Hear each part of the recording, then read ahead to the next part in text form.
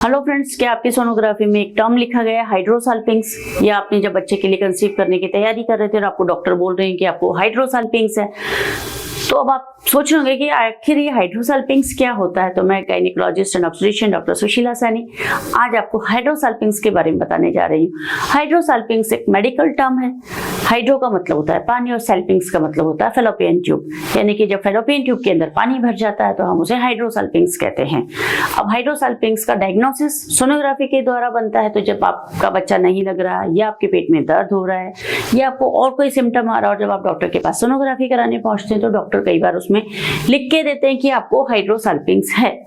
अब हाइड्रोसाल्पिंग्स होने का मीनिंग यह है कि आपके पेट के अंदर, यानी कि आपके बच्चेदानी के आसपास की जो दोनों नलियां हैं, फेलोपियन ट्यूब है, उसके अंदर तकलीफ हो गई है। हाइड्रोसाल्पिंग्स एक ट्यूब में हो सकता है या दोनों ट्यूब में हो सकता है, और इंडिया के अंदर इसका जो मोस्ट कॉमन रीजन है वो है ट्यूबरक्लोसिस, यानी कि बच्चेदानी का यदि टीबी हो जाता है तो हाइड्रोसाल्पिंग्स बन जाते हैं, यानी कि जो ट्यूब्स होती है उनका जो बाहर का मुंह होता है वो बंद हो जाता है, चिपक जाता है, और जो ट्यूब के अंदर पानी बन रहा होता है वो उसके अंदर ही भरने लग जाता है और वो गुब्बारे की तरह फूलने लग जाती है।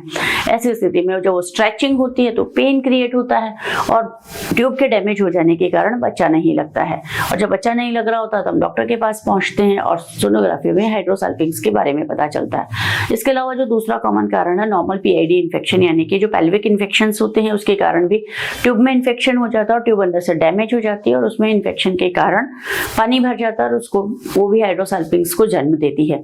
तीसरा कारण है एंडोमेट्रियोसिस, यानी कि जब ब्लड क्लॉट्स बच्चेदानी के आसपास के एरिया में जमा हो जाते हैं और ट्यूब्स के अंदर भी जमा हो जाते हैं, और ट्यूब के अंदर भी ब्लीडिंग हो जाती है, भर जाता है ब्लड, काफी सारा चॉकलेट बन जाता है, तो वो हेमेटोसाल्पिंग्स बोलते हैं क्योंकि उसके अंदर ब्लड होता है। लेकिन फाइनली बाहर जो पिक्चर में सोनोग्राफी में दिखाई देगी वो ऐसी ही दिखाई देगी कि ट्यूब के अंदर किसी प्रकार का लिक्विड है और ट्यूब फूल गई है, जिसको कि हाइड्रोसाल्पिंग्स ही कहा जाएगा। अब इसके साथ ही साथ चौथा कारण हो सकता है कि ट्यूब के आसपास कहीं पानी इकट्ठा हो गया है आते चिपकने के कारण, या ट्यूब और ओवरी के चिपकने के कारण, या और कोई परेशानी हो सकती है जिसको कि पैराट्यूबल सिस्ट कहा जाता है। सोनोग्राफी में वो भी हमें हाइड्रोसाल्पिंग जैसा नजर आ जाता है कई बार, क्योंकि क्रॉस डायग्नोसिस कई सारे बन जाते हैं, क्योंकि एक ही जगह अगर दो चार चीज होती है तो सोनोग्राफी में क्लियर नहीं हो पाती है। तो इस तरीके से ट्यूबरक्लोसिस, एंडोमेट्रियोसिस, पीआईडी और पैराट्यूबल सिस्ट या पैराओवेरियन सिस्ट हाइड्रोसाल्पिंग्स के कारण हो सकते हैं।